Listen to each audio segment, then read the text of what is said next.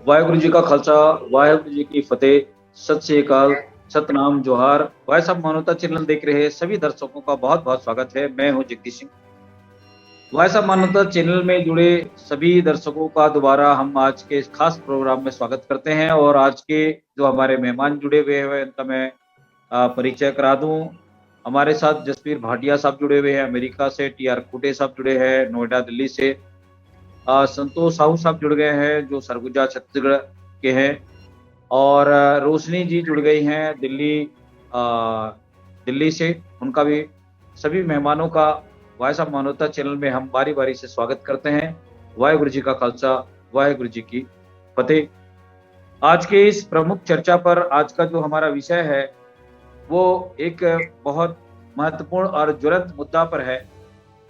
और इस विषय को मैं बताने से पहले सभी मेहमानों को भी मैं बताना चाहूंगा कि भारत में जाति की व्यवस्था क्या प्राकृतिक है या अप्राकृतिक है।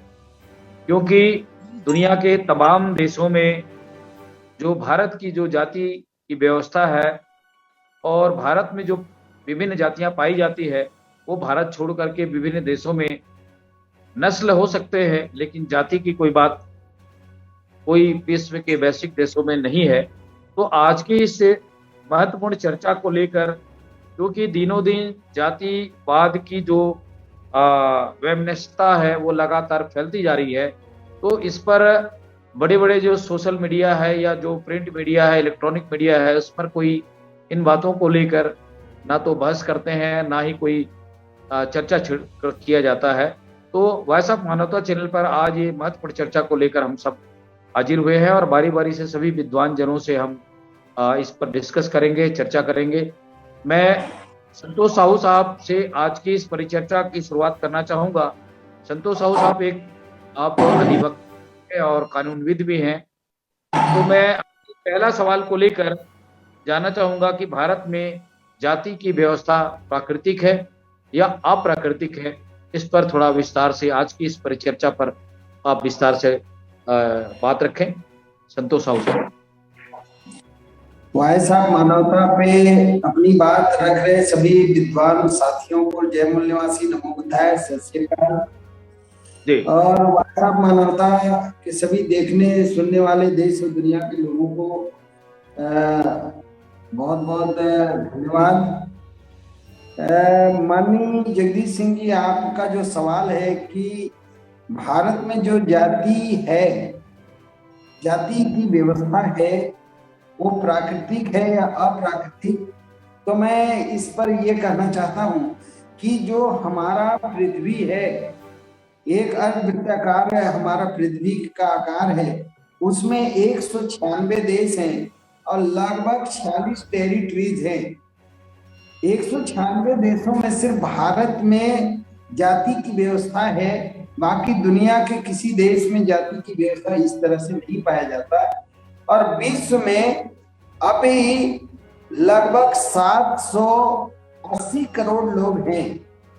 780 करोड़ लोगों में सिर्फ भारत के 135 करोड़ लोगों में जाति की व्यवस्था पाई जाती है।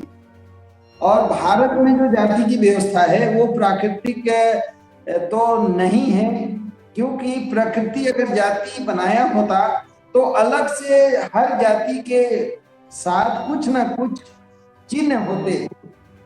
चूंकि भारत में जाति की व्यवस्था जो बनाई गई वो ईसापुर 180 से 150 के बीच में मनुस्मृति, जो सुमति भार्गव जिन्होंने मनुस्मृति लिखा था, उसमें सबसे पहले जाति का वर्णन आया और धीरे धीरे ये जाति मजबूत होती चली गई और जातियों में भी उपजातियां बनाते चले गए। और भारत में लगभग 2110 वर्ष तक जाति की व्यवस्था थी।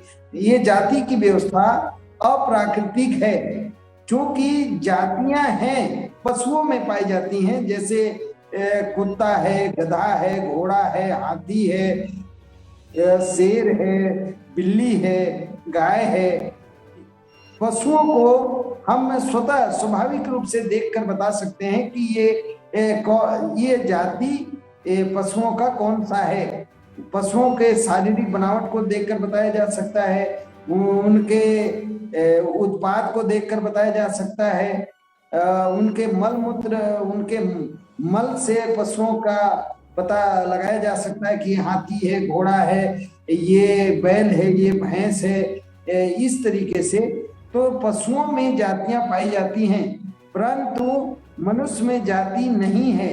हाँ, वनस्पति में भी जातियां हैं, पक्षियों में भी जातियां हैं, पर भारत में पशुओं की व्यवस्था को इंसानों के ऊपर लागू कर दिया गया, ऐसा प्रतीत होता है। अगर मनुष्यों में जातियां होती तो किसी भी जाति के मनुष्य को, किसी भी जाति की महिलाओं से अगर सामाजिक रीति रिवाज और जो मर्यादा है उससे विवाह, वैवाहिक कार्यक्रम किया जाए या उनके संपर्क में लाया जाए तो संतानोत्पत्ति नहीं होना चाहिए। जैसे पशुओं में नहीं हो सकता कि हाथी का घोड़े से प्रजनन नहीं हो सकता, घोड़े का भैंस से प्रजनन नहीं हो सकता, ये अप्राकृतिक बातें हैं। पर मनुष्य में जातियां नहीं हैं। मनुष्य में जाति जो बनाया गया है ये मानव निर्मित है और विश्व में जाति कहीं नहीं है, सिर्फ भारत में है।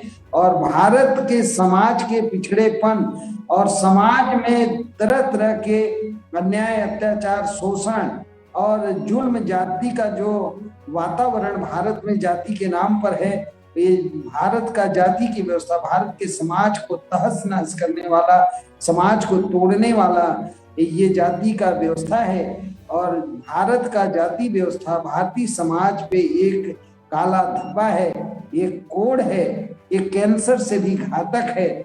इसके ऊपर खुलकर चर्चा होना चाहिए। और आज के समय में भाई साहब, मानवता के माध्यम से भाई जगदीश सिंह जी आपके द्वारा यह जो विषय लाया गया है ये बहुत खास मकसद के लिए है, ऐसा मैं मानता हूं। और ये निर्विवाद रूप से कहा जा सकता है कि भारत में जो जाति की व्यवस्था है वो प्राकृतिक नहीं है, अप्राकृतिक है। और इसीलिए भारत लगातार लंबे समय तक गुलाम होता आया है। वो जाति की व्यवस्था के कारण भारत अनेक विदेशी आक्रांताओं का आक्रमण का शिकार हुआ। इसके मूल में अगर जाए तो सिर्फ जाति की व्यवस्था है। इसलिए भारत में जाति के ऊपर खुलकर चर्चा होना चाहिए ताकि ये कोड भारतीय समाज से मिटे और इससे भारतीयों को आजादी मिले। और जाति के नाम पे उच्च और जाति के नाम पे नीच जिस तरीके से व्यवस्था बनाई गई, इसका समाधान होना चाहिए। मैं इस मौके पे इतना कहना चाहता हूँ। धन्यवाद जी, बहुत शुक्रिया संतोष साहू साहब। आज की इस प्रमुख चर्चा पर आपने महत्वपूर्ण विषय पर आपने बात रखी है। आज हम बारी बारी से सभी मेहमानों से इस पर विस्तार से बात करने की कोशिश करेंगे और ये जानने की भी कोशिश करेंगे कि भारत की जो सामाजिक ढांचा है, सामाजिक व्यवस्था है, वो जाति कितना महत्वपूर्ण हो गया है और इससे जो भारत का जो बहुसंख्यक समाज है कितना पीड़ित है। तो मैं सब दोबारा इस सवाल को लेकर टी.आर. खूंटे साहब के पास में जाना चाहूंगा। खूंटे साहब भी काफी भारत की सामाजिक व्यवस्था को समझते हैं और विभिन्न राज्यों में मान्यवर कांसीराम साहब के साथ में उन्होंने दौरा करके बहुत सारे जो जाति समाज के बीच में जाकर के उन्होंने काम भी किया है। तो आज की इस महत्वपूर्ण चर्चा पर खूंटे साहब का विचार हमारे लिए महत्वपूर्ण होगा, क्योंकि बाबा साहब ने देश की आज़ादी के बाद में भारतीय संविधान को उन्होंने लिखा और इस जातिवाद की दंश को समाप्त करने की पुरजोर कोशिश की। और उन्होंने एक क्राइटेरिया में SC, ST, OBC का जो एक कैटेगरी है जिसमें विभिन्न जातियों के समूह को OBC में रखा, विभिन्न कैटेगरी के लोगों को SC में रखा और विभिन्न कैटेगरी के लोगों को अनुसूचित जनजाति में रखा, मतलब ST में रखा, शेड्यूल ट्राइब में। तो ये व्यवस्था भारतीय संविधान में महान विधिवेत्ता भारत रत्न डॉक्टर भीमराव अंबेडकर को जाता है, लेकिन आज भी लगातार जातिवाद अंदरे अंदर इसकी भयानक स्थिति देखने को मिल रही है। तो मैं मान्यवर खूंटे साहब से आग्रह करूंगा कि भारत में जाति की व्यवस्था कब से शुरू हुई और इसका कारण और निदान क्या हो सकता है, क्योंकि बहुसंख्यक समाज के लोग आज इस जाति व्यवस्था के दंश को लगातार झेल रहे हैं, संविधान के होने के बावजूद भी। मनोहर कोड़ी साहब, मैं मानवता चैनल को बहुत बहुत धन्यवाद देता हूं कि उन्होंने इस गंभीर विषय जो विश्व के लिए एक खतरा है, मैं इसको इस शब्द से यूज करता हूं, ये विश्व के लिए एक खतरा है कि मानव में भेद पैदा करता है, तो ऐसी व्यवस्था के ऊपर चर्चा करना, चर्चा रखना और विश्व के स्तर पर इसको ये बात जानी चाहिए कि आखिर हो क्या रहा है इस देश में, भारत में हो क्या रहा है, या जाति व्यवस्था क्या चीज है, उसके क्या परिणाम है, इसके ऊपर चर्चा होनी चाहिए, निश्चित चर्चा होनी चाहिए और गंभीरता से चर्चा होनी चाहिए और इतनी ज्यादा डिटेलिंग होना चाहिए ताकि इसको उच्छेद किया जा सके, इसको उच्छेद किया जा सके, क्योंकि ये जाति है, ये मानव निर्मित व्यवस्था है। मानव निर्मित मैं इसलिए कहता हूं कि अगर हम जाति व्यवस्था के ऊपर जाते हैं, चर्चा करते हैं, तो मानव समाज में केवल दो ही जातियां, स्त्री और पुरुष।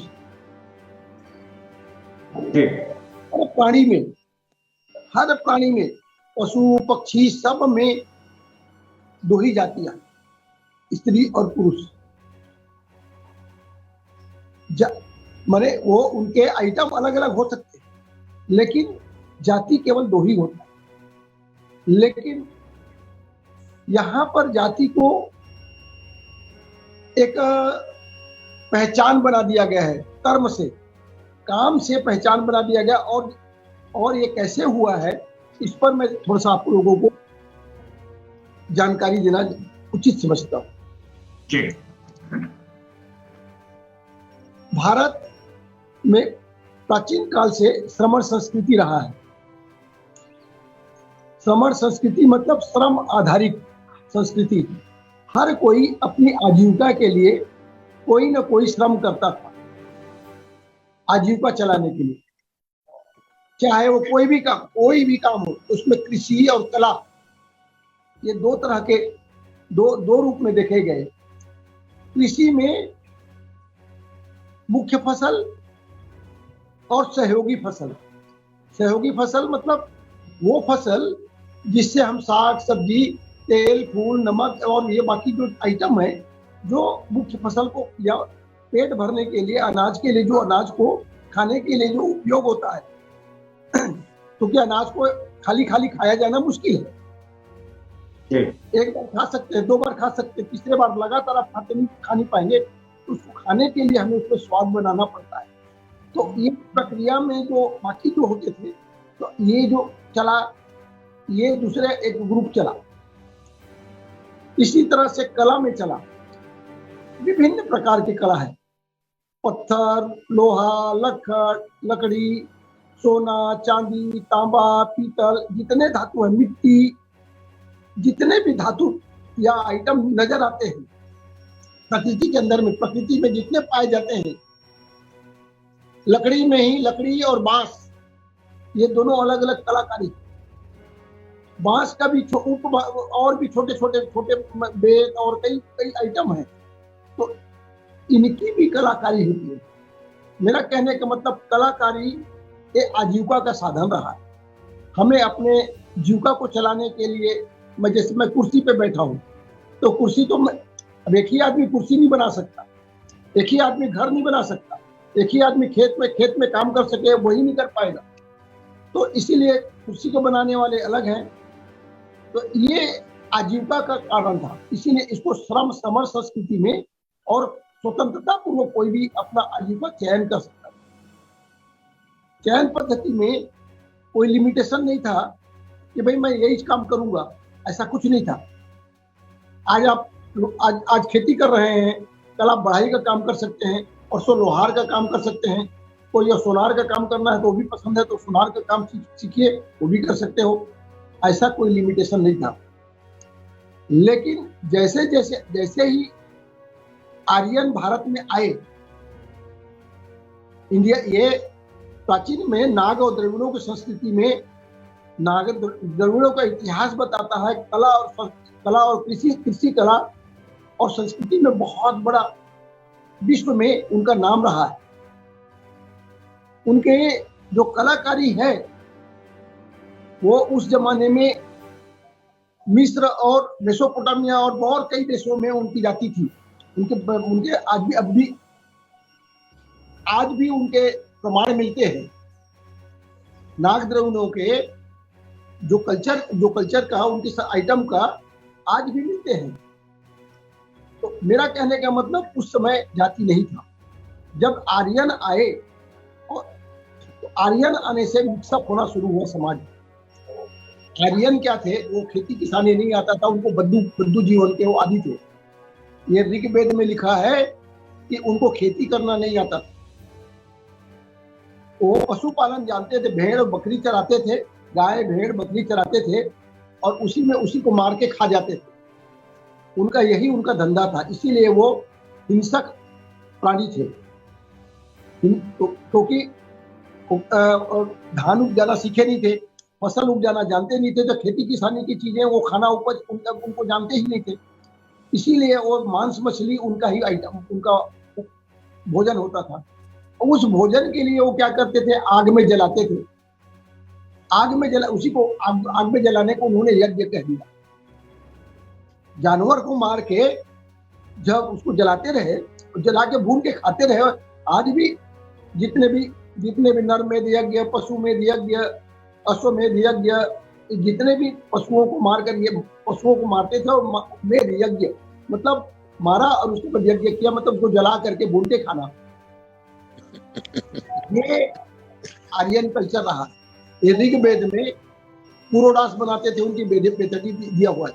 अब जब मांस खाना है तो उनको नशा भी पान करना पड़ता था, क्योंकि उसको पचाना के लिए बिना नशा पान के वो पचा भी नहीं पाते थे। नशा पान, हिंसा, व्यभिचार, उनमें कोई कल्चर नहीं था। इसीलिए ये मैं नहीं बोल रहा हूँ, जितने भी उनके ऋषि मुनि हैं उनके बाप का पता नहीं है। अभी पता लगा बता दूं, ये मैं नहीं कह रहा हूँ, उनके ही डाटा में लिखा हुआ। बता दें कि वशिष्ठ का बाप कौन था, बता दे। ब्रह्मा का बाप कौन था, बता दे ना। उसमें तो एक संत कबीर ने कहा कि मैंने ऐसा पुत्र देखा नहीं जो अपने माँ से अपने बाप का पता पूछने गया। ये मैंने संत कबीर ने कहा है, मैंने ऐसा पुत्र देखा नहीं। ब्रह्मा के बारे में बोला है कि भाई ऐसा पुत्र देखा नहीं जो अपने माँ से पूछने जा रहा है कि मेरा बाप कौन है, बता दे। ये कहानी, ये संत कबीर की बातों को आज तक कोई काट नहीं पाया। आज भी अज्ञात है, आज भी अज्ञात है। इसका मतलब उनमें खुला व्यवस्था था और स्त्री प्रधान संस्कृति थी उनकी, और पुरुष उनके उपयोग में होते थे। इसीलिए वो स्त्री ही उनका पालन, आदित्य मतलब अदिति के पुत्र को आदित्य कहा जाता। मैं ये बातें क्यों बता रहा हूँ?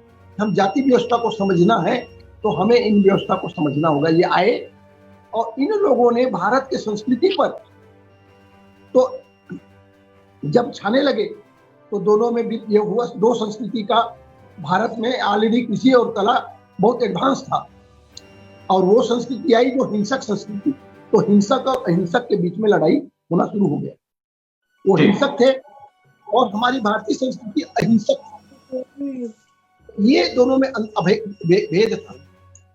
इसीलिए जब बुद्धकालीन आए तो हिंसक लोगों के विरुद्ध में उन्होंने अहिंसा की बात किया, सत्य और अहिंसा की बात किया। महावीर जैन ने भी सत्य और अहिंसा की बात किया। इसलिए करना पड़े क्योंकि उस समय हिंसक संस्कृति है, बीच में आकर के यज्ञ के नाम पर, के नाम पर निरीह पशुओं को मारे जा रहे थे।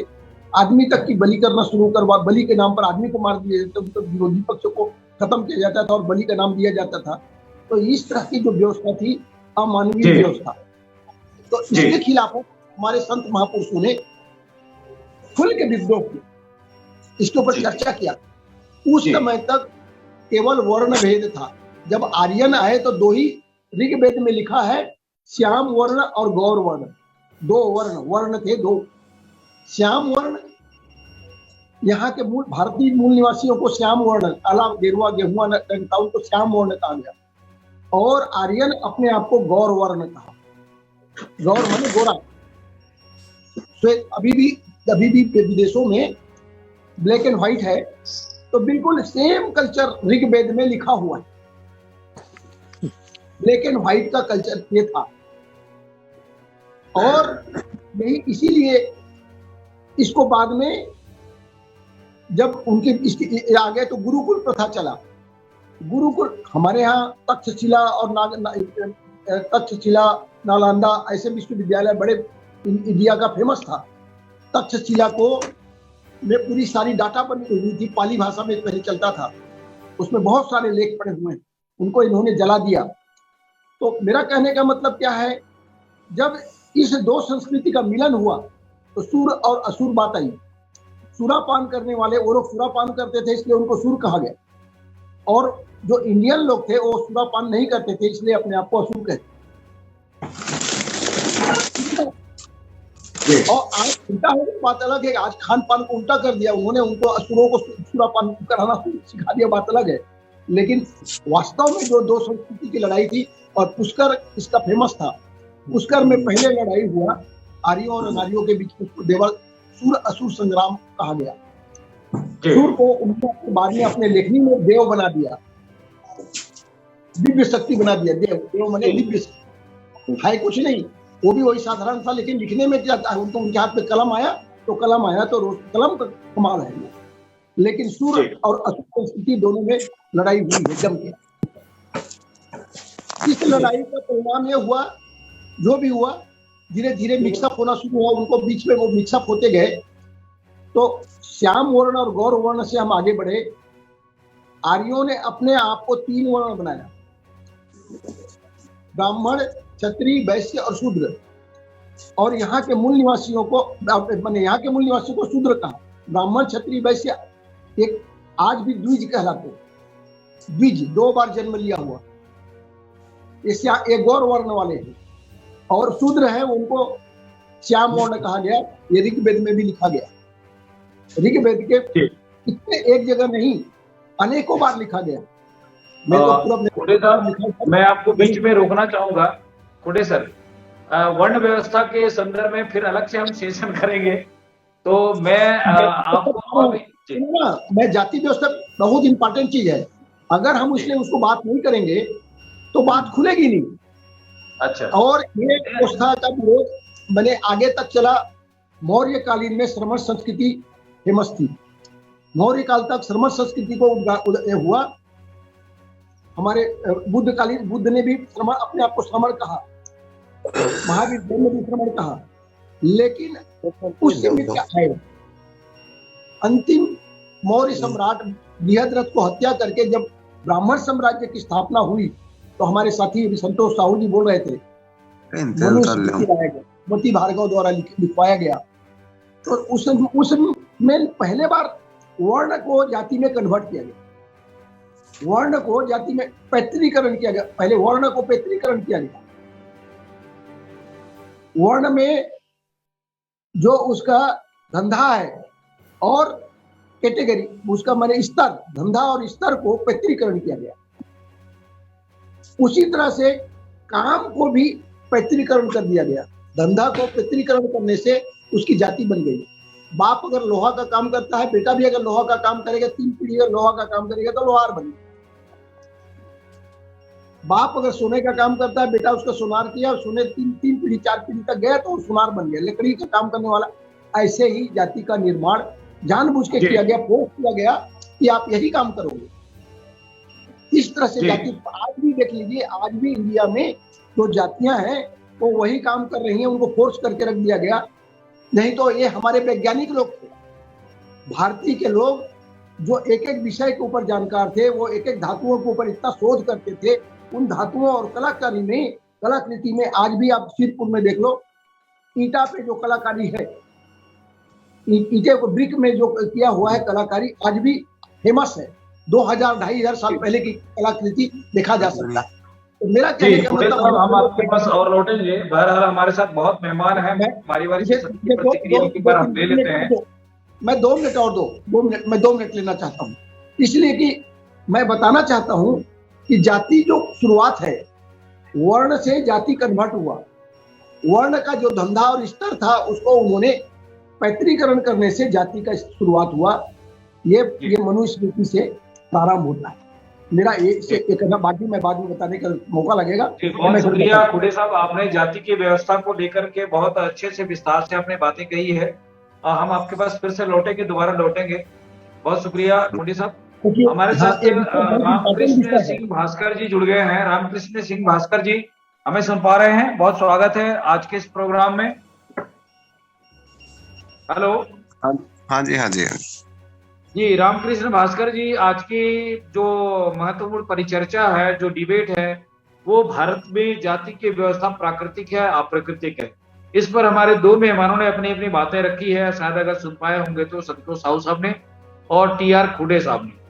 मैं आपसे ये जानना चाहता हूँ कि पहले तो आप अपना परिचय बताएं, कहाँ से जुड़े हैं, और आज की इस परिचर्चा पर भारत की जो जाति व्यवस्था है, इसके बारे में आप क्या सोचते हैं। और हमारे 2 मेहमानों ने इस पर विस्तार से चर्चा किए है, तो उसके बाद में आप अपने विचार से अपने आज की इस परिचर्चा में विचार साझी करें। रामकृष्ण सिंह भास्कर जी। जी, मैं राजस्थान से हूँ वैसे, और चूरू मेरा जिला है, वहाँ से मैं जुड़ा हूँ। और मैं आज थोड़ा सा लेट हो गया और मैं आपकी बातें सुन रहा हूँ, और आज है वो मेरी थोड़ा सा गला खराब हो रहा है, तो मैं आपके अगले सेशन में आपके साथ कुछ सवाल जवाब है वो जरूर करूँगा। बहुत शुक्रिया। आप हमारे प्रोग्राम को सुनते रहे, देखते रहे। मैं अगले सवाल को लेकर हमारे और भी जो साथी हैं, रोशनी जी शायद जुड़ी थी, वो भी कहीं निकल गई है, मेरे ख्याल से लेफ्ट हो गई है। मैं जसबीर भाटिया साहब के पास जाना चाहूंगा। जसबीर भाटिया साहब, जिस ढंग से भारत की जो सामाजिक व्यवस्था है, उसमें जातिवाद एक बहुत बड़ी भयानक एक बीमारी के रूप में दिनों दिन इसका नासूर बनता जा रहा है। तो इस पर आज की इस चर्चा को हम लोगों ने शुरू किया है, और अभी 2 मेहमानों ने अपनी बातें जो रखी है, तो मैं आपसे आपके विचार जानना चाहता हूं, क्योंकि जिस ढंग से हमारे संतों, महापुरुषों और गुरुओं ने जाति भेद को खत्म करने के लिए जो बहुत प्रयास किए, और गुरु नानक साहब ने भी यही मानवता को संदेश दिया था, अवल अल्लाह नूर पाया कुदरत के सब बंदे, और एक नूर ते सब जगह उपजिया, कौन मले तो कौन बंदे। तो जिस ढंग से संतों और महापुरुषों ने इस कायनात में मानव जाति को एक स्वरूप में, एक उस अकाल पुरख के पैदा हुए लोग के रूप में समझते रहे, और मानवता को जोड़ने का बहुत प्रयास किए, लेकिन भारत में आज भी ये जातिवाद की व्यवस्था बड़ी बेतहाशा रूप से बढ़ती चली जा रही है, और हिंसा, हत्याएं, जो तमाम प्रकार की घटनाएं भी आज लगातार देखने को मिल रही है। तो मैं भाटिया साहब से निवेदन करूंगा कि इस महत्वपूर्ण चर्चा पर अपने विचार रखें। भाटिया साहब। सत श्री अकाल, नमस्कार, भाई खालसा, भाई फतेह। फिर सबसे शुरू में ही जगदीश सिंह जी, आपने संविधान की बात की, इसको जरा ध्यान से सोचिएगा। आप इसको बड़े ही ऊंचे विचारों से प्रकट करते हैं। ओहो, बैटरी मेरी कमजोर हो रही है, मेरी बैटरी कमजोर हो रही, फोन की, मुझे दूसरी जगह जाना होगा। तो ये मैं कहना चाहता हूं कि भारत में जो शेड्यूल कास्ट, OBC और ये सब जो कैटेगरीज बनाई गई है, वो जातिवाद का ही दूसरा रूप है, और संविधान ने उसको फिर एक तरफ से उसकी पुष्टि कर दी।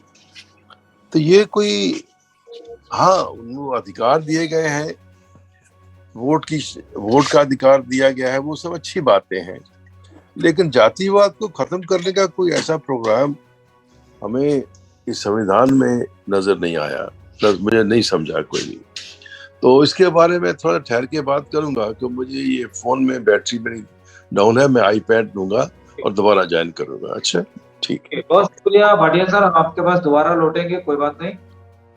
तब तक आप अपना फ्री हो ले। मैं अगले मेहमानों के रूप में मैं दोबारा फिर से संतोष साहू साहब के पास जाना चाहूंगा। संतोष साहू साहब, जैसा कि ये भी भाटिया साहब ने और यार खोटे साहब ने इस बात को विस्तार से रखी है, तो संवैधानिक रूप से जो जाति की व्यवस्था की शुरुआत कब से हुई और आज तक इस व्यवस्था से हमारे जो बहुसंख्यक समाज है वो दिनों दिन इस मकड़ जाल में फंसते जा रहे हैं, और ये इसको और बढ़ावा कौन दे रहा है, इसका निदान क्या हो सकता है? संतोष साहू साहब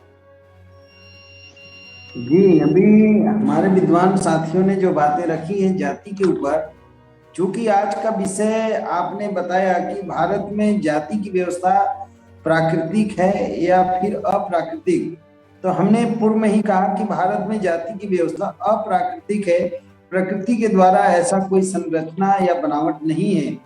भारत में जैसा कि संवैधानिक व्यवस्था जब कायम हुआ, वर्ग व्यवस्था में अनुसूचित जाति पहले नंबर पे, दूसरे नंबर पे अनुसूचित जनजाति, तीसरे नंबर पे अन्य पिछड़ा वर्ग, चौथे नंबर पे समान और पांचवें नंबर पे धार्मिक अल्पसंख्यक। जब जाति की व्यवस्था थी 25 जनवरी 1950 तक इस देश में जाति आधारित व्यवस्था थी। उस समय वर्तमान अनुसूचित जाति की सूची में 1703 जाति और सभी उपजाति को मिलाकर अगर देखें तो अनुसूचित जाति की सूची में 20,436 जाति और उपजाति है। 20,436 जाति उपजाति में बिखरे लोगों को भारत का संविधान महामानव भारत रत्न डॉक्टर बाबा साहब भीमराव अंबेडकर जी के दूरदर्शिता से सिर्फ एक पहचान भारत में वो दिलाने में कामयाब हो गए, अनुसूचित जाति। अब अनुसूचित जाति क्या है? जो जातियां सामाजिक रूप से पिछड़े थे, शैक्षणिक रूप से पिछड़े थे, पर इस देश में मनुवादी व्यवस्था में अछूत बनाए गए थे। उनके हाथ का एक गिलास पानी नहीं चलता था, सार्वजनिक जगह पे वो जा नहीं सकते थे, सार्वजनिक स्थलों के पानी को पशु पक्षी पी सकते थे, पर इस देश में जिनको अछूत बनाया गया था वो सार्वजनिक स्थल के पानी को हाथ नहीं लगा सकते थे। ये कितने लोग थे पूरे भारत भूमि पर? तो हमने पूर्व में बताया कि लगभग 20,436, आप समझ सकते हैं कि कितना बड़ा संख्या था, जिसको संपूर्ण भारत में अलग अलग जाति के नाम से जाना जाता था, अलग अलग पहचान था, अलग अलग क्षेत्र था, भौगोलिक क्षेत्रों में वो निवास करते थे।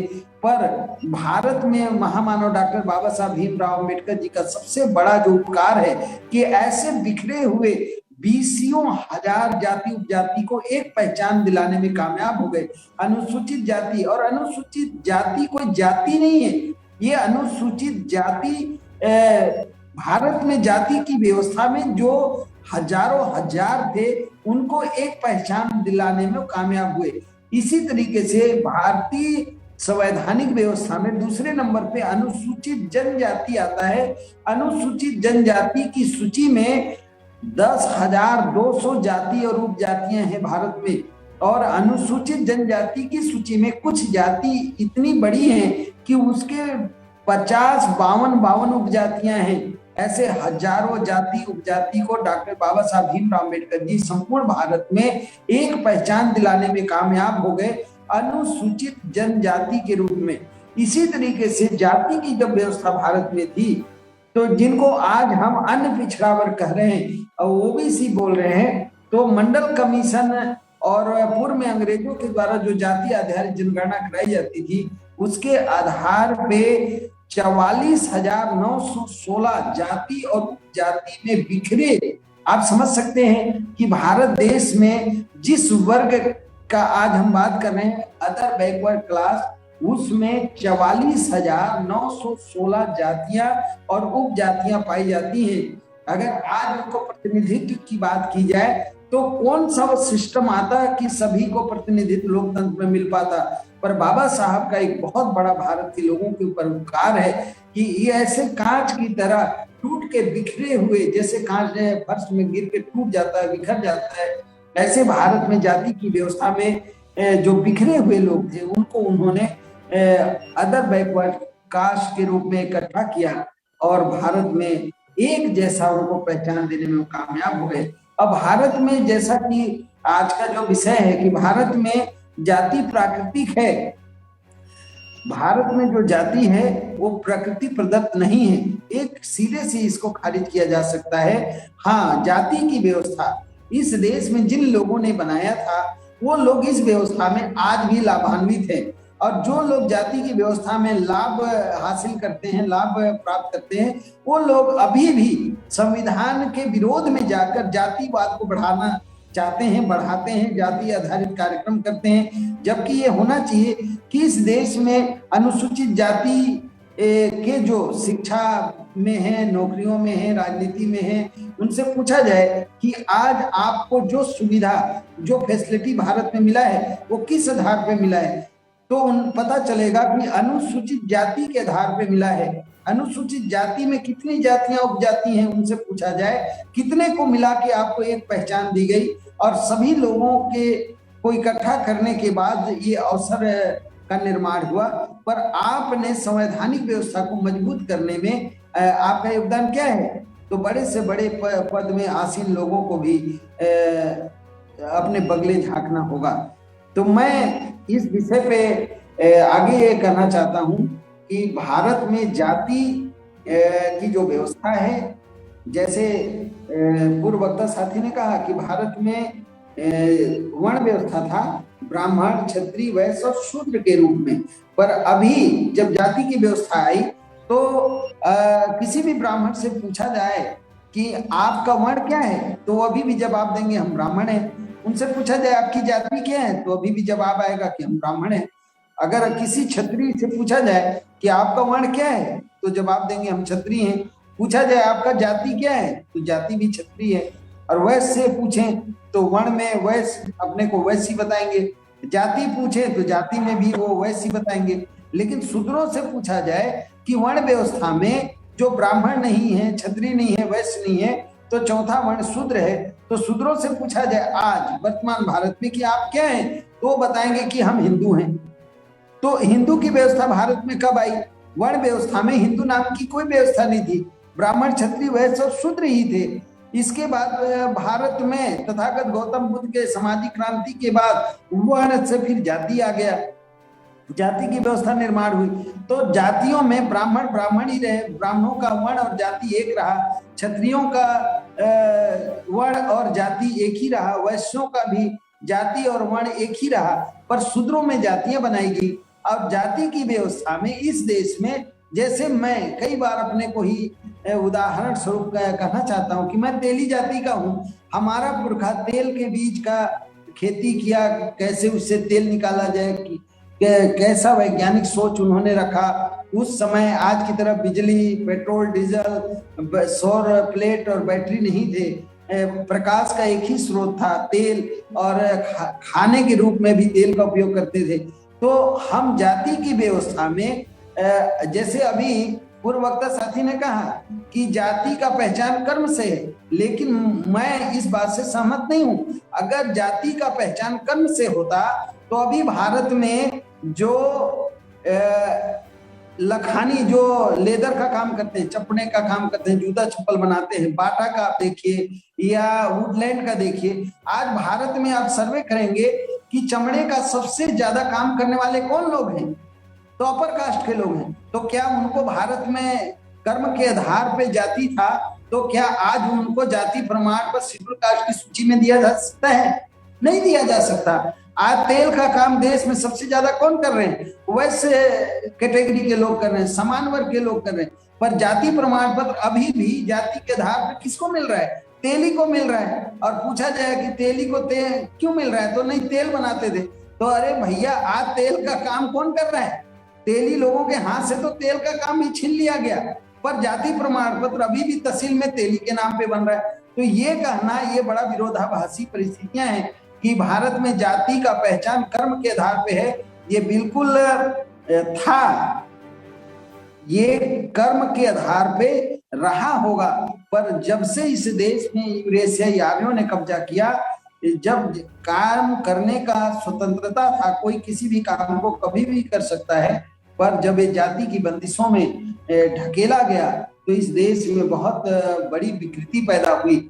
और आज अगर जाति प्राकृतिक होता, अभी आप देखिए भारत में शेड्यूल ट्राइब बैकवर्ड के लोग जिस तेजी से शिक्षित हो रहे हैं, जागरूक हो रहे हैं, अंतर जाति विवाह उतना तेजी से बढ़ रहा है। अगर ये जाति की व्यवस्था प्राकृतिक होता कि ये इसी जात में है, इसी जात में जन्म लिया, इसी में बड़ा होगा, इसी में शादी विवाह होगा, इसी में मृत्यु होगा, दूसरे जाति में अगर ये चले गए या बहू बेटी ले आए तो बहुत बड़ा विभीषिका इनको झेलना पड़ेगा, ऐसा अगर प्रकृति प्रदत्त होता तो सामने दिखाई पड़ता, जबकि ये दूर दूर तक दिखाई नहीं पड़ता है। तो निश्चित रूप से जाति की व्यवस्था मानव निर्मित है, और ये वर्ण व्यवस्था के बाद गौतम बुद्ध के क्रांति के बाद जब प्रतिक्रांति हुआ, तो प्रतिक्रांति में दो बड़ी बातें आई।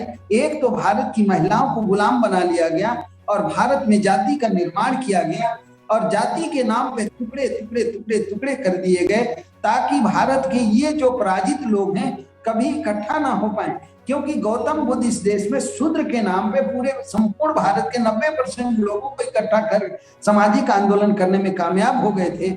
इससे भारत में विदेशी जो आक्रमणकारी रहे, उन्होंने सबक लिया कि शूद्र के नाम पे एक हुए थे, अब ये भविष्य में कभी एक ना होने पाए, इसलिए इनको जाति के नाम पे जाति ही नहीं, जाति के बाद उपजाति ऐसे बिल्कुल टुकड़े टुकड़े कर दिया गया, जिसका ये परिणाम हुआ कि भारत के मूल निवासी जातिगत व्यवस्था में लगभग 2010 वर्ष तक निरंतर गुलामी का दंश झेलते रहे।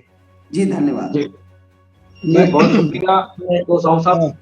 मैं आज की इस चर्चा को आगे बढ़ाते हुए फिर से मैं खोटे साहब के पास जाना चाहूंगा कि जिस दिन से भारत में जाति है कि जाति नहीं, आप उसको मेरे ऊपर मत डालिए। मैं आपको मैं खुद बोलना चाहता हूँ। अभी देखिए, अभी इन्होंने कहा है, हमारे संतोष जी ने बहुत अच्छा चीज बोला, लेकिन उन्होंने तारतम्यता को, लिंकिंग को आगे पीछे कर दिया। आगे पीछे कैसे कर दिया, मैं कहना चाहता हूँ। अभी बुद्ध कालीन से हम नीचे आना था, आधुनिक तक। हम आधुनिक की बात करके बुद्ध कालीन को वापस जा रहे हैं, वो नहीं होता। बुद्ध कालीन में शूद्रों की एकता थी, इसीलिए शूद्रों को वो लोग तोड़ नहीं पा रहे थे। शूद्र राजा थे, अशोक सम्राट थे, मौर्य राजा थे। मौर्य माने साग सब्जी पैदा करने वाले लोग, कुर्मी, तेली, यही सारे लोग राजकाज में लगे रहे उस समय भी, और वो तब उनको तोड़ा नहीं जा पा रहा था, क्योंकि शूद्र संगठित थे, कर्म प्रधान था, जो वर्ण में से तोड़े नहीं पा रहे। इसीलिए जब पहले बार ब्राह्मण साम्राज्य स्थापित हुआ, तो उन्होंने उसी काम को, जो धंधा था, तो धंधा को उन्होंने पैतृकरण किया, कर्म को नहीं। धंधा और स्तर, दो चीजें उसमें इंपॉर्टेंट है। धंधा जो उसमें, और जैसे सोना का धंधा करता है तो सोना सर में होता है, तो वो ऊंचा है। पैर में है, चप्पल पहनता है, वो पैर नीचे रहता है, और लेकर धंधा करता है तो पैर नीचे है, तो सब, और उसका स्तर भी नीचे हो गया, और धंधा भी गंदा से गंदा एक काम करवाया गया। ये इसी तरह से धंधा और स्तर, ऐसा दो चीजों को फिक्सिंग किया गया, इससे समाज को तोड़ा गया। Broken man society the most important है, जाति का आधार उन्होंने, क्योंकि अगर ये ब्रोकन मैन नहीं होता, शूद्रों को जाति भी, अभी उन्होंने बहुत अच्छा चीज बताया, वर्ण से जाति कन्वर्ट हुआ, तो ब्राह्मणों ने अपने जाति और वर्ण को एक रखा। सवर्णों ने द्विज, अभी भी मैं वही बार बार बोल रहा था आपको, मैं उसी चीज को मैं बोल रहा था कि द्विज जातियां आज भी एक है। द्विज में कौन है? ब्राह्मण, क्षत्रिय, वैश्य, द्विज कहलाते। 2 बार जन्म लेती है, मतलब धागा का कलर मोटा छोटा मोटा है। ब्राह्मण का धागा पतला होता है, क्षत्रिय का धागा उससे थोड़ा मोटा होता है, और वैश्य का धागा और उससे भी मोटा होता है। धागा का अंतर हो जाता है, बट लेकिन वो द्विज है। बाकी लोग शूद्र है, वो अद्विज है। आज भी वो द्विज नहीं है, अवर्ण है, सवर्ण नहीं है, उनको सवर्ण नहीं माना जाता है, 2 बार जन्म नहीं माना गया है। इसीलिए द्विज जातियां, उन्होंने अपने जाति और वर्ण को एक रखा, और शूद्रों के लिए उन्होंने जाति का स्थापना किया। इसीलिए जब शूद्र से पूछिए तो वो अपना जाति बताता है, वर्ण नहीं बताता। जैसे शूद्र को पूछिए, ब्राह्मण को पूछिए तो ब्राह्मण क्षत्रिय तो अपना वर्ण और जाति एक बताएगा, लेकिन शूद्र की पहचान वही है, वो अपना जाति बताता है और वर्ण नहीं बताता। ये शूद्र की पहचान है। अगर तेली है तो तेली, उन्होंने कहा तेली है तो तेली, अब शूद्र नहीं बोल देंगे। अगर ये शूद्र बोलते, हम सारे शूद्र बोलते तो हम भी संगठित हो जाते। तेली, कुर्मी, नाई, धोबी, इधर उधर जितने जो 6000 जातियां हैं, अगर वो उप जातियों को छोड़ दो, उप जातियों के बजाय हम मुख्य जातियों को लें तो 6000 जातियों को अगर हम इकट्ठे करें, अगर सारे शूद्र कह रहे तो संगठित हो जाए। यही तो आंदोलन चलवाया, द्रविडियन आंदोलन चलवाया, शूद्रविडियन। हम लोग सभ्य द्रविड़ लोग हैं, नाग द्रविड़ सभ्यता का शूद्रविडियन लोग हैं। अभी भी हम सभ्य लोग हैं, अभी भी हमारी संस्कृति बहुत अच्छी है। केवल उसको हमें प्रोजेक्ट करने का देर है। हमें उन्होंने स्तर बना दिया, स्तर में डिग्रेड कर दिया। कपड़ा धोने वाला धोबी है, नीचे चला गया। अरे अच्छा काम कर रहे हैं, धुलाई कर रहे हैं, वो अच्छा काम है। गंदगी फैला रहा है, वो स्वीपर का काम सबसे बढ़िया काम। बेचारा इतना अच्छा मेहनत करके सफाई करता है, गंदा से गंदा चीज को साफ करता है, और गंदगी करता है वो ऊंचा हो गया। जो गंदगी को साफ करता है वो ऊंचा होना चाहिए। जो गंदगी को साफ करता है वो उसको ऊंचा होना था, लेकिन गंदगी फैलाने वाला ऊंचा। ये इस व्यवस्था का अंतर। जी खोटे साहब, आप बहुत सुंदर आपने इस विषय को डिफाइन किया है। मुझे लगता है सबको मैं वर्गीकरण को थोड़ा चाह रहा हूँ, नहीं तो टॉपिक आपका हट जाएगा।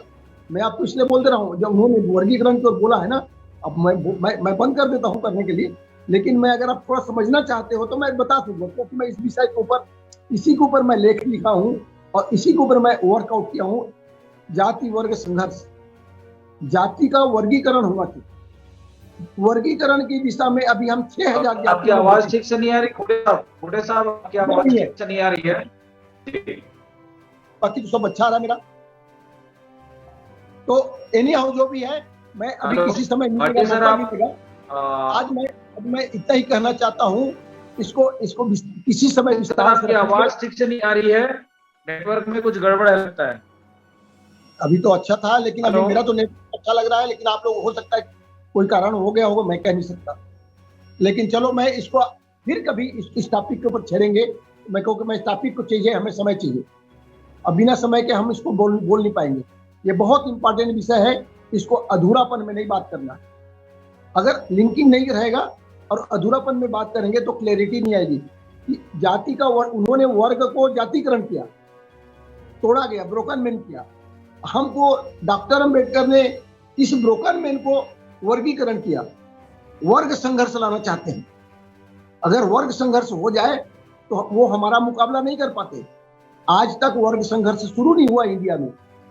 वर्ग शूद्र एक वर्ग हो जाए, यही तो पेरिया रामास्वामी नायकर कहते थे, यही ज्योतिबा फूले बोले, यही साहू जी महाराज बोले, यही अंबेडकर बोले। जाति का वर्गीकरण चाहिए। जाति वर्ग को जातिकरण किया गया, ब्रोकन किया गया, वर्ग को तोड़ा गया, जाति से दौरा तोड़ा गया, छोटे छोटे टुकड़े किया गया ताकि ये संगठित न हो, और उनमें स्तर डेवलप किया गया। ये छोटा है, बड़ा है, ऐसा करके सीढ़ी दर सीढ़ी खड़ा करवाएगा। खड़ी व्यवस्था तैयार किया।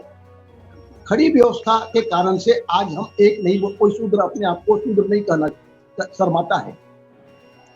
अगर जिस दिन शूद्र एक हो जाए, शूद्र कहना शुरू कर दे, शूद्र मेरी जाति है, वो भी शूद्र है, ये भी शूद्र है, हम सारे शूद्र कह दें, तो ब्राह्मण क्षत्रिय वैश्य हमारे मुकाबला के लिए नहीं आएंगे। आज वही कोशिश हो रही है उत्तर प्रदेश में। सारे किसान आंदोलन चला, किसान आंदोलन में जाति को थोड़ा सा फिट हुआ तो किसान आंदोलन सक्सेस हो गया। वहां जाति की बात नहीं किया गया। आप इस बात को समझने का प्रयास करो। सब खेतीहर लोग हैं, सब में मजदूर और किसान और मजदूर हैं, सारे इकट्ठे हुए तो उन्होंने सरकार का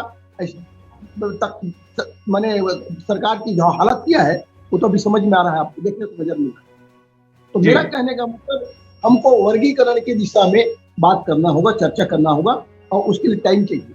बिना वर्गीकरण के प्रोसेस को कैसे वर्गीकरण होगा, कैसे डॉक्टर अम्बेडकर और हमारे महापुरुषों ने शूद्र और ज्योतिबा फुले ने कहा शूद्र और अति शूद्र, दो शब्द कहा, शूद्र और अति शूद्र। डॉक्टर अम्बेडकर ने SC ST OBC 3 ग्रुप में उसको ये करके वो 3, क्योंकि उसके प्रॉब्लम थे, उसके भी कारण है, मैं बता दूंगा, लेकिन मैं अभी आपके समय नहीं, इसलिए मैं उसको बोलना नहीं चाहता, समय चाहिए उसके लिए, ठीक है। तो मैं आज इतना ही, फिलहाल मैं आज के तारीख में इतना ही कहना चाहता हूँ। हमें जाति ब्रोकन में सोसाइटी को तोड़ने के लिए पैदा किया गया, और हमें इसको वर्गीकरण की ओर लाना है, जाति को इकट्ठे करके, इसीलिए जाति भेद का उच्छेद डॉक्टर अम्बेडकर ने किताब लिखी।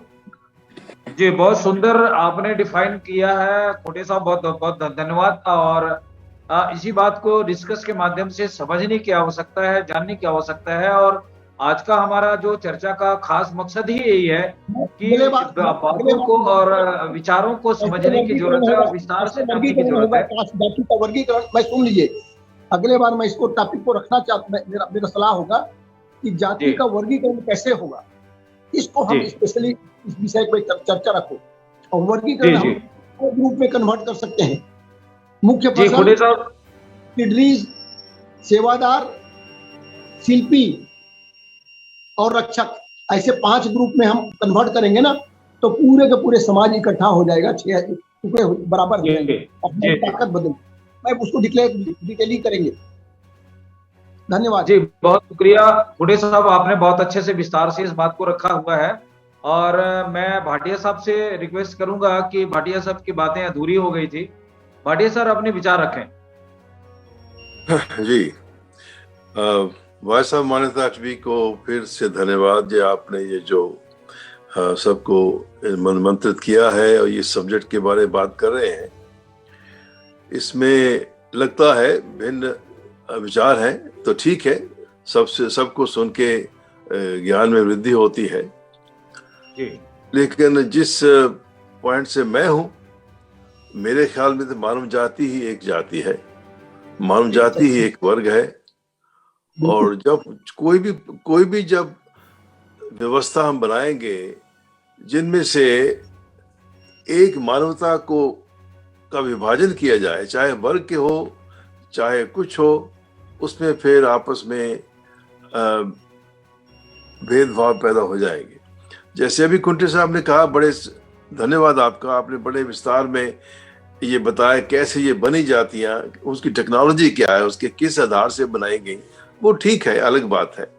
लेकिन आज उसका असर क्या है कि भारत में इतने ही हजारों सालों से एक वर्ग को या जाति को या वर्ण को अशिक्षित रखा गया, उनकी तरक्की नहीं हो पाएगी, क्योंकि जो एक चमार है तो वो चमार ही रहेगा हमेशा के लिए, उसके सब संतान चमार रहेगी। अब जैसे अगर आप कहते हैं वर्ग, अगर सब किसान और मजदूर एक है, एक वर्ग हो गया, इसका मतलब यह है कि वो किसान हमेशा किसान ही रहेंगे, क्या वो आगे नहीं बढ़ पाएंगे, या निश्चित हो के इंजीनियर डॉक्टर नहीं बन पाएंगे। तो ऐसा जो विभाजन है, चाहे वर्गीकरण कहें कुछ भी कहें, वो बात ठीक है, उसमें संगठन होने की संभावना ज्यादा है, एक वर्ग ज्यादा इकट्ठा होकर बड़ा हो जाता है, उसमें शक्ति आती है। जैसे आपने किसानों और मजदूरों का उदाहरण दिया है, वो ठीक है, आपका विचार वो भी ठीक है, लेकिन हमें उससे भी आगे बढ़ना है। हमें उससे भी आगे बढ़ना है, हमें सब मानव जाति को एक वर्ग समझना है। तो इसलिए मुझे थोड़ी सी संविधान से ये आपत्ति है कि एक तो उन्होंने सबके ऊपर एक धर्म का लेबल लगा दिया। अब इसके क्या है कि जो हर एक इंसान की अपनी स्वेच्छा है, कैसे वो अपना धर्म पालन करे, उसको नियम नाम से क्या लेना है, उसको लीगलाइज क्यों करने की जरूरत है। अच्छा, दूसरी बात यह है कि उसमें फिर भी इतने ज्यादा वो बट गए हैं, शेड्यूल कास्ट हैं, ओबीसी हैं, ये हैं वो हैं, तो संविधान में भी मैं यही समझता हूं को जो पुरानी व्यवस्था थी उनको खत्म करने की कोशिश नहीं की गई, बल्कि उसको फिर भी एक तरह से उसका पुष्टिकरण ही कर दिया गया। चाहे नाम दूसरा दे दिया गया। अगर शूद्र को हरिजन कह दिया, क्या उससे वो शूद्र खत्म हो जाता है? मैं समझे एक नई गाली दे दी मेरे समझने की बात है। तो मैं चूंकि एक थोड़ी सी सिख विचारधारा से आगे चलता हूं, तो सिख विचारधारा में तो मानवता सब एक है, मानव की जात सब एक ही पहचान भाव, गुरु गोविंद सिंह ने कहा है ये। तो मुझे एक याद आ गया, जोक समझे कुछ समझे, आपके बॉलीवुड ने मूवी बनाई थी पीके, आमिर खान ने, शायद आपने देखी होगी। अगर नहीं देखी होगी तो जरूर देखिएगा, बड़ी ही इंटरेस्टिंग मूवी है। तो उसमें आमिर खान खुद एक किसी दूसरे सितारे से, दूसरी दुनिया से अपने जहाज में बैठ के धरती पे आ जाता है। वो क्या क्या देखता है, यही देखता है धर्म अलग अलग हैं, जातियां अलग अलग हैं। तो वो किसी अस्पताल में घुस जाता है और बच्चों, जो नए नवजात बच्चे हैं, उनको उठा के देखता है किसी के पीछे को लेबल क्यों लगा हुआ ना तो ना किसी के ऊपर कोई सिख का लेबल है, ना किसी के ऊपर कोई हिंदू मुस्लिम क्रिश्चियन या किसी जाति का लेबल लगा हुआ है। देखते सब एक जैसे लगते हैं मुझे इंसान चाहे ये जोक की बात है, लेकिन वो मूवी बड़ी गंभीर है। सो देखने वाली, हाँ, वो देखने वाली मूवी है और बड़े अच्छे तरीके से बनाई है उसने। तो उसमें ये भी बताया गया है कि उसका जो जब आया था, उसका ट्रांसपॉन्डर था जिससे वो कम्युनिकेट करता था अपने मदरशिप से, किसी ने चुरा लिया। तो किसी ने उसको धर्म बना के, उसका मूर्ति बना के उसकी पूजा शुरू कर दी ये भगवान का दिया हमें ये चीज है, उसके ऊपर धर्म बन गया, एक बड़ा स्वामी बन गया। तो बड़ी इंटरेस्टिंग मूवी है। खैर चलो बात छोड़िए, अगर नहीं देखी तो जरूर देखिएगा। तो कई बार तो हम कहना चाह रहे हैं कि जो जाति बात जैसे भी आप कहें, ये नेचुरल नहीं है, ये कुदरती नहीं है, ये स्वाभाविक नहीं है। मदर नेचर के अंदर हम सभी एक तरह से पैदा होते हैं, सब एक जैसे हैं। हमारे जो जिस स्थान में पैदा होते हैं, जैसा वहाँ का वातावरण है, ठंडा मुल्क है, गर्म मुल्क है, कैसा है, उसके हिसाब से हमारे स्किन का जो कलर है चेंज हो जाता है। अब ये जो लेटेस्ट रिसर्च हुई है, जो IBM जो कंपनी है, उसने बहुत पैसा दिया और उन्होंने जीनोम की रिसर्च की है। तो उन्होंने देखा है कि सारी सृष्टि का जो इंसान का जो DNA है उसमें मार्कर्स होते हैं। वो मार्कर से पता चलता है कि वो जो इंसान है कहाँ से उसका ओरिजिन हुआ, उसके पूर्वज कौन थे। तो उसने देखा है कि जो लोग अफ्रीका से पैदा हुए, उन्होंने ऐसे लोगों को साइबेरिया या रशिया में पाया गया, भारत में पाए गए हैं, ऑस्ट्रेलिया में पाए गए।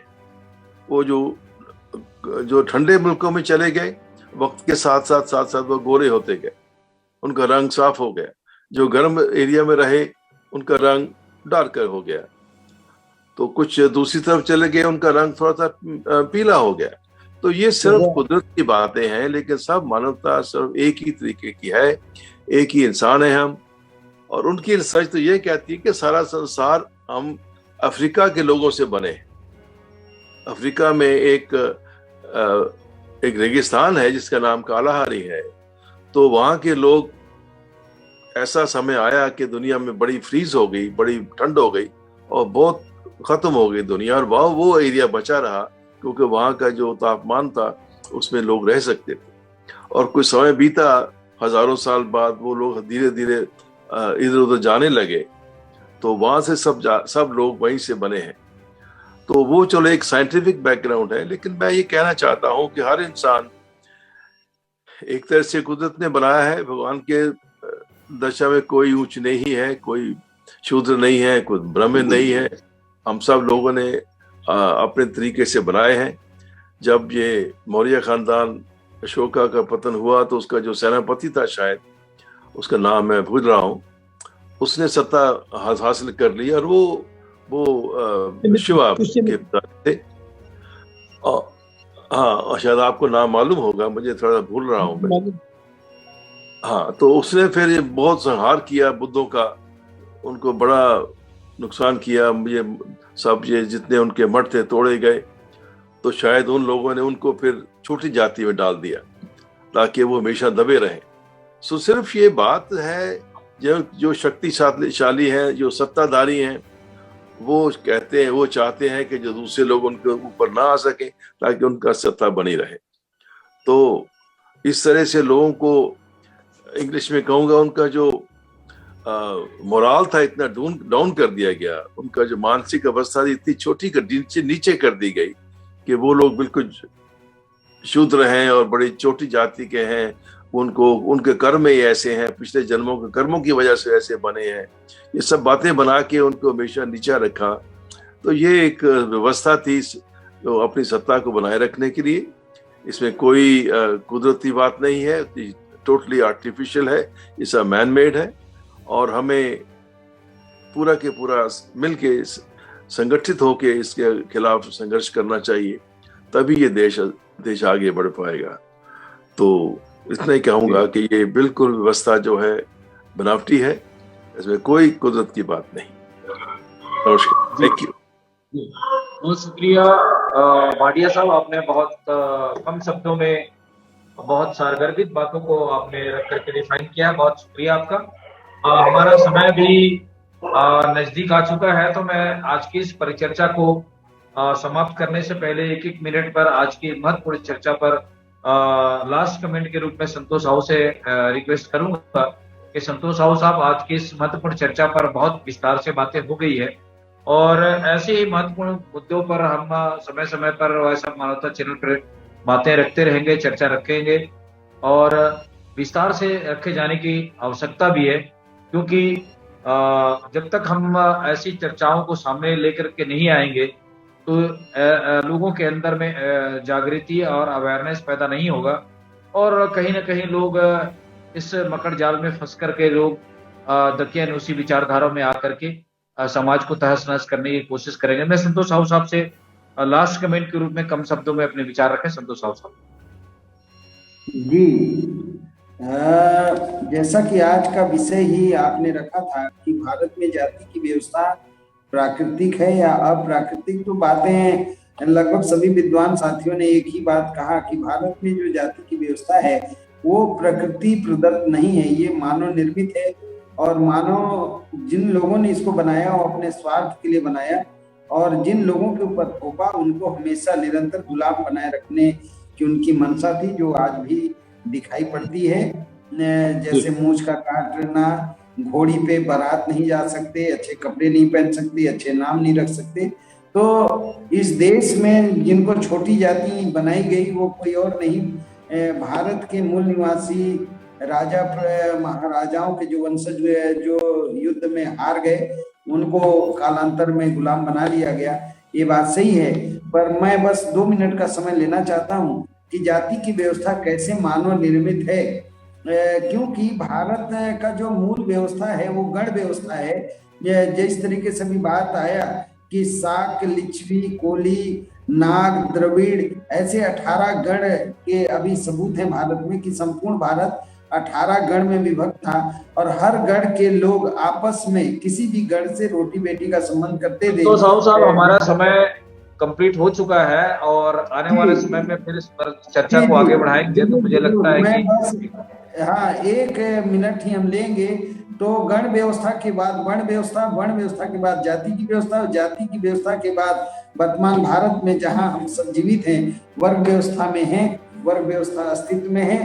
तो भारत में जाति की जो व्यवस्था है, मैं यही कहना चाहता हूँ कि भारत में जाति के नाम पे ऊंच और जाति के नाम पे नीच, जाति के नाम पे मान और अपमान का जो दंश हम झेल रहे हैं इसके ऊपर व्यापक चर्चा हो, क्योंकि ये मानव निर्मित है, स्वार्थ से भरा हुआ बनाई गई ये व्यवस्था है। इससे भारतीय समाज उभरे और भारतीय समाज पे लगा जाति के नाम का जो दाग धब्बा जो कोड है उसके ऊपर खुलकर लोग चर्चा करें।